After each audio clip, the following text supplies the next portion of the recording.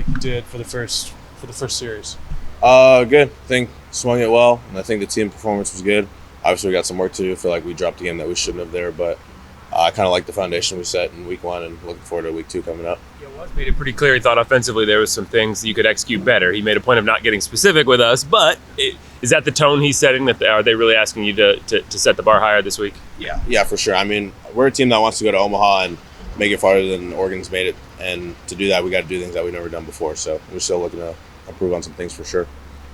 What does it feel like for you opening weekend? It felt like you were stinging the ball, especially in the first few games, and about 3 or 4 hits were taken away by diving plays. Just take me into your mentality over the weekend when you're swinging it well, but they're just not falling. Yeah, I mean, that's just baseball, man. You know, they're going to make plays sometimes they're not. The game kind of evens itself out, has a way of doing that, so I'm not too stressed about it. I'm sure I'll get some fisted knocks coming up or some things off the end that'll fall. So, I mean, I just kind of take them as they come. Did that make the home run feel a little bit more validating, getting it over the wall? Defense can't get it then. Yeah, for sure. It definitely felt better. Yeah. What are some of your goals going into Rhode Island? Just win all 4 games, whatever it takes to win those. It's pretty simple, yeah. What are some of your off-season goals heading into the year? One was just, stay healthy, stay on the field. And then another one was, I kind of touched on it earlier, and it sounds like a broken record now, but just getting this team to Omaha and doing whatever I can to help that, whether it's in the outfield, at the plate, on the bases, whatever I got to do. Well, it's called you.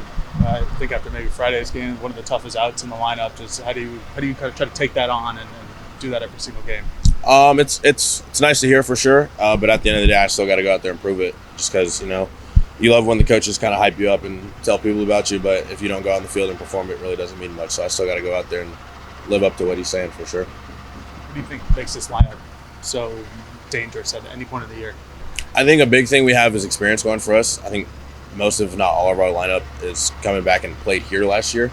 So I think a big thing is we've built a lot of chemistry over the last 365 days, and we kind of know what we're getting out of each other. We know how to push each other in the weight room and in practice and all that. So I think we've got a good group of guys, and we're a pretty tight core as well.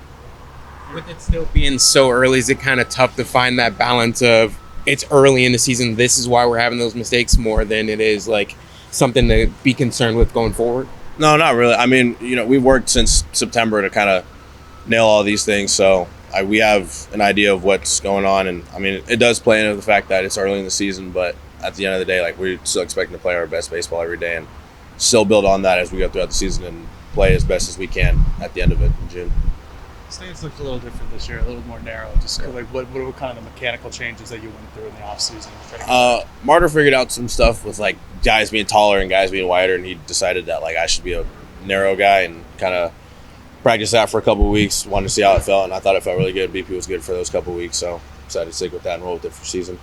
Do you stride out when there's 2 strikes to try to get a lower base? Yeah, for 2 strikes for me, it's just compete mode. Just put the ball in play. Striking out, I kind of take a little bit of pride in that and try to keep those numbers down as much as possible. I just don't want pitchers to think they could beat me, so yeah, it's kind of like that. The starters this last week were excellent. I think they allowed just 1 or 2 earned runs the entire week. Just how's going against those guys in the fall and the spring? How has that helped your game? Going in, facing them in inter squads, we knew our staff was going to be really good. They had some days where they dominated us for sure, and it kind of sucks getting dominated, but it also is nice knowing that, hey, they're going to go out and get outs for us this year. I think they did a good job bringing in the right guys, and the guys who are returners did a good job of developing over the years. So I think our staff's going to do a really good job of taking us far this year. Who's your toughest at-bat to go against? I think Will Sanford probably. He's a real good guy. I mean, you only seen him once so far because he's a freshman, but you'll see throughout the year that he's going to do a lot of good things for us this year. What makes him a difficult at-bat? I can't give away secrets, man. You just got to see it, yeah.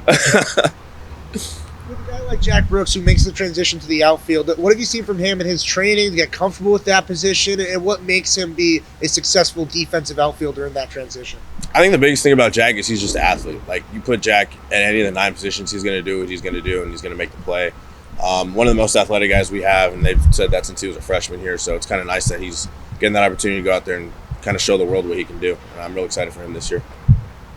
How are you and the team able to keep energy and momentum throughout the week, even though you guys don't play? You guys haven't played in 2 days. You guys don't play for 2 more days. How do you conserve energy and keep momentum for Friday?